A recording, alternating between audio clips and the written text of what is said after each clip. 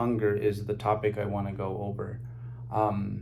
Simply because I've figured out some things through myself, through my athletes, that, man, I wish I would have known from the start. So this is, I think, something that's going to be applicable to you, even if it's not for a prep. If it's something that you're doing a general fat loss phase, a mini cut, if you will. And I think that's kind of how the hierarchy works. It's like, okay, you have your general fat loss phases, you have the mini cut, you have the contest prep. Whatever applies up here applies to everything below. A lot of the same principles are still in order. So this prep, I'd say that in regards to hunger, and this is how I know how I'm feeling. I use the how many diet Cokes are you having sort of metric. And in the past, man, I've been terrible with it. I've even gone ham with the gum, right? So it's like all the time it's like you need something for your like oral fixation that you develop over the course of a contest prep. It's like it's gum, it's soda, and inherently it's not a terrible thing. I think there is like some research out there in regards to the fact that the act of masticating, everyone masticates, the act of masticating, chewing, kind of makes gum like 0 calories, right? And with sodas, man, I believe it's like 4 or 5 of those to like have 1 gram of carb with the diet sodas. But I think in the past, like I've relied on those things too much, to the point where I just make it worse for myself. And this is a comparison that I think you guys will be able to pull from. So a lot of you guys might not be aware of this, but like untrained people, they sandbag at the gym, right? Like, or people not untrained, but people who maybe don't train that much, the more casual gym goer. And when I mean casual, I mean like very casual, and I know this from my time as a personal trainer or just like observing, because I'm an observer, man. Like I pick up a lot of notes from just looking around. And so with noobs, like for example, on the leg extension for you and I, when we get to the point that it's like, it's hurting a little bit, the reps are getting slow, it's getting grindy, like we're like, oh yeah, like this is what I came here for, right? With untrained people, it's a little different. With untrained people, like you have to almost reassure them that everything is going to be okay. When you get to that point, you still have more.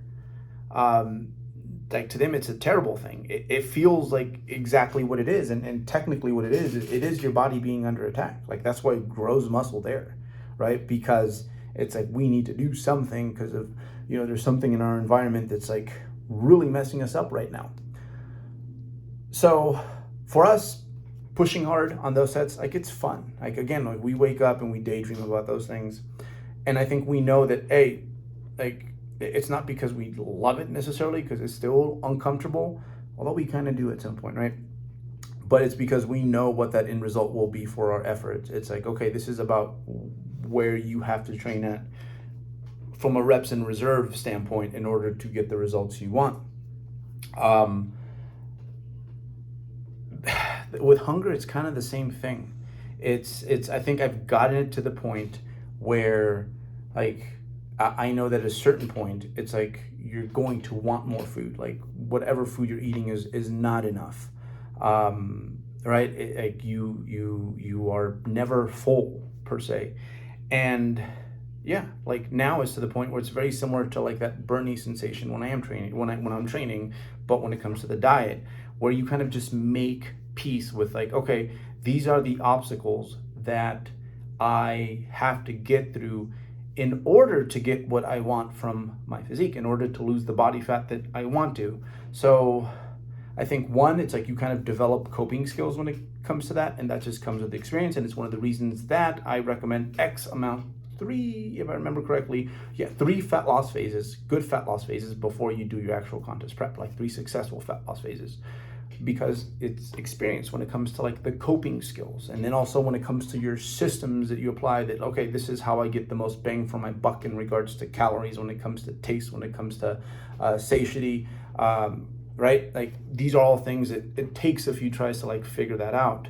But compared to in the past, where it's like I'm always kind of trying to dull the hunger, trying to have the taste of something in my mouth, I've just kind of made peace with that, where it's like, okay, like I've learned to connect it like a leg extension. It's like, okay, these are the sensations that I need to feel in order to get what I want out of my physique. So a big part of it is just kind of being at peace. And the more you try to like make that go away, the more it's on your mind, the harder it actually gets. And I've been there before. I've been in bad places where it's like, okay, anywhere between like 15 to 20, I am not playing, and I will admit that, Diet Cokes a day, where man, sometimes like I'll have one here with intentions to drink it and I completely forget and I have to put it back in the fridge. So again, a big part of it is going to be just when it comes to the hunger monsters, like just being at peace with the fact that you could only do so much. Of course, there's going to be like the diet design in regards to like meal frequency, the foods that do you well, but a big part of it is going to be just kind of being like, this is what it is, and just how you've learned to enjoy that grind when it comes to your training. Exact same thing is happening when it comes to your diet. But again, it wasn't like this for me from day one. I've been, I told you guys my diet soda ranges. I've been there before. Just trying to make that thing go away, by gum, calorie free this. So if anything, like by kind of staying away from that, by kind of just being at peace, there's going to be a little rumble in my stomach. It's made it a whole lot easier for me to diet over the years. So again, many parallels to what we do in the weight room. I guess let's get into the training footage. No physique update this week, simply because I kind of look the same. But I'll get you guys one next week or the week after. I really want to surprise you guys. I don't want you guys to see like, boom, like, wow, that happened in 3 weeks. We're in the 160s now, so stuff is about to get quite good in regards to appearance. We got about 10 pounds to go. All right, I got some botched stuff this week too. Training was a little streaky, as you guys will see shortly here. So this is going to be my new squat pattern. The Cybex is amazing, but I need a change of scenery. You know how it goes, man. It's like, it just, even if things are going well, like it's not a bad thing, so long as you're not quitting on the movement. And of course, so long as the movement is a good choice. Yeah, it's like you still every once in a while, it's like, okay, I just need a change of scenery. So we're going with the pendulum, which on paper I'd say is probably a little bit better than the Cybex. However, it's it's a rough time, but it's new and it's different, and that's basically all I really want right now. And I know I've made progress on the Cybex because realistically, I'm not too far off from where I was with this movement last time I used it. Main goal here is keep that butt, that pelvis on the back support, because I can totally like kind of do this with my hips and like scoop it up, and then it's not quads moving it back up. It's going to be a lot of the hip extensors, but then also spinal ligaments, and you got to be careful with that. This one I'm keeping because again, it's only 2 sets. I only do 2 sets of this, 3 on the Cybex, 2 on this, and it's just such a fantastic movement. I think post this prep, I want to work again on my back squat, and I got it up to, I think it was 515 at the end last off season, and I think had it not been for lockdown, I probably would have gotten pretty close to 550, and this was like with like 2 to 3 working sets a week. So I think I'm gonna start with those wedges and build it up from there. But I would like to be closer to 600 than 500. I'm not getting too far ahead. Like, this is still the goal. But, you think about these things, right? Especially when you're prepping, it's like your body is so much more transparent to things you're doing well, things you're doing not so well. And you get training ideas. Of course, the squat thing is honestly just for funsies, but yeah, look forward to that. But in the meantime, hey, we got cats to peel, or humans to peel in this case. Training still feels fantastic. Like in regards to strength, negligible. I think I'm maybe missing sub 5%. After that, we ended with these sissies. Yeah. And this one was another one that I changed from the doing it on the hack squat. Again, just kind of a change of scenery. This is arguably not as good because you're not stabilized the way you are in the hack. I might even go back to the hack just because these were ridiculously easy because I'm just lighter.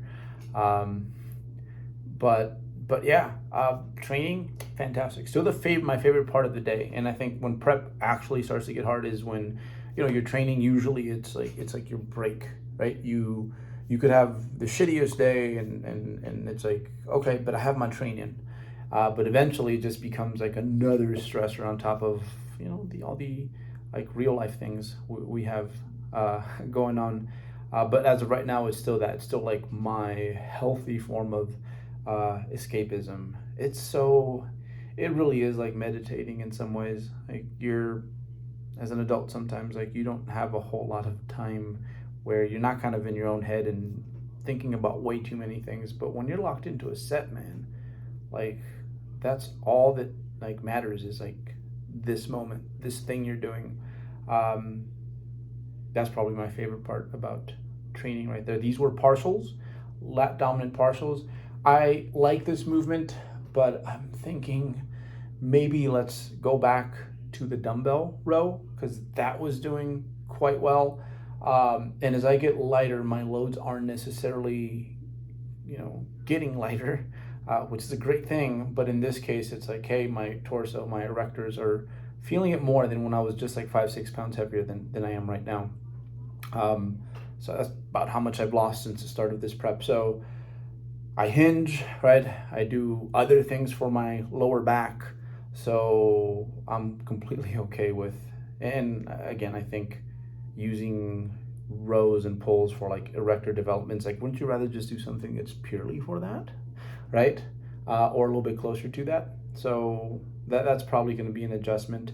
Lat pull downs for the upper back here. This was, I had to make it happen on this day, so different gyms. But one thing about like this last off season was I was having issues with my elbow. This little bone right here was just not happy. So for the longest time, I had to do that flap lateral raise machine. But now it's to the point where it's like, okay, I can load things. I can load lateral raises that are on my hand. So I still feel a little something, but it's at that right place in regards to pain where, you know how it goes, man. It's like, how many adults do you hear about like, hey, I got back problems. So I just avoid all things that are like going to stimulate that area, right? Agitate it, right? But in reality, it's like, well, if you just leave it on deck, it's just going to get worse, right? If you just put it off to the side, it just decays.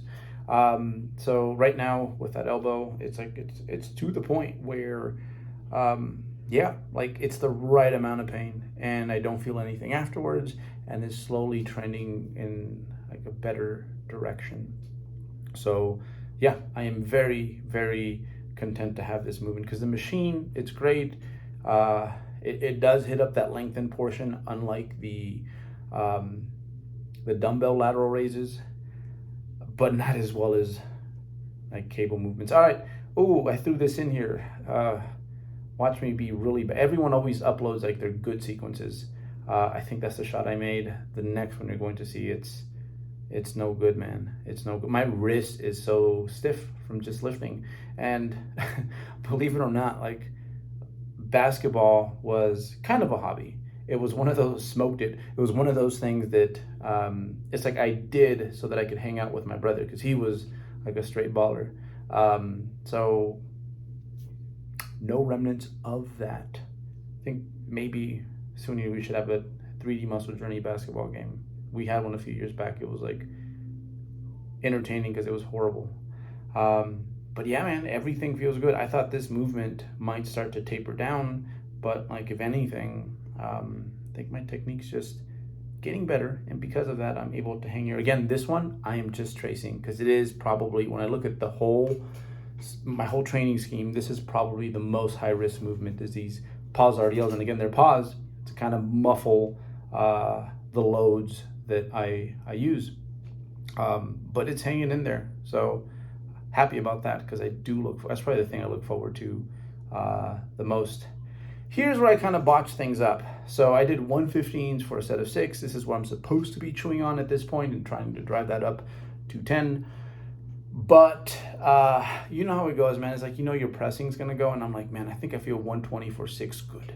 So I cheated. I broke my program. I went a little bit, this was for a set of 5, which, like would have been good if that was my assignment, but that wasn't my assignment. But, to me, it was just like, okay, I just want to be fearless with those 115s. So if I can rock back with those 120s, I weigh 169 now, then we're doing pretty damn good. But 5 is all I had here, and I kind of misgrooved it there at the end. Hi, Haley. Itchy dog. Girlfriend Cynthia. I just wanted to showcase her because, man, she helps me out so much, like talking to me, like especially in training. I think that's in everywhere else, but man, do significant others to some extent, they prep with you, and she's been nothing but just amazing, supportive. Of course, I have a little bit more experience under my belt, so it's like I know what I'm prone to, and I watch out for those things, and I'm trying to make this as, even though she has a lot of drive to like help me out, she wants to really bad. Like I haven't always been good when it comes to prep and friends and significant others and family. It's a skill. So she gets to see like a more upgraded version, a more mature version of myself under these current circumstances. Upper back row right here. This was my set of partials again. So I was hitting that for 8, did 4s with the full ROM, and then I brought in the partials right here. And geez, I think especially upper back is one of those areas that responds quite well to being in that like overloaded stretch position. Like you notice this with pullers, right? It's like it makes no sense because on paper the deadlift kind of looks like an isometric, but people will swear that, hey, it did certain things to certain segments of my back. And I believe there's this one part of deadlift when you're coming up where it's just like kind of like no man's land. Like it's not on you. It's kind of the most in front of you that it's going to be. And like you can almost draw a straight line, and like those are the areas that it's really going to like cut through on that individual. So, again, like I'm definitely speculating and reaching a little bit here. But it seems that way because a lot of folks will be like, hey, I didn't have traps, so I started to pull from the floor. I'm not saying you should deadlift, but I am saying it's like, hey, little hints there, right? Of perhaps the upper back responds quite well to being in that lengthened position and being overloaded. This movement, geez, it's going to be such a game changer. Is my presses do go down. If the press round just feels so natural, it feels so safe. I can take my time with the setup. I absolutely love this movement, and I think it's going to help me keep a lot of the fullness and just muscle in those areas that, I think in the past, like I've tried to force feed dumbbells for way too long. So right now it's 2 sets of dumbbells and then 3 sets on this thing, and that is like my work for my chest area. This is a machine that I was condemned to. I still love it. It's great, but it's nice to have it like the delt actually like stretched. But that's training. No physique update is mentioned this go around. Just because, when they're too close, it's like you guys can't necessarily spot the differences. I am officially, on most days, I think going forward, going to be under 170 pounds. Fucking weird to say that. But yeah, like we are coming along. So yeah, other than that, Remember to use your traps when you do a lateral raise. Let them do their thing. Seriously. So you get the most out of that movement. See y'all next week.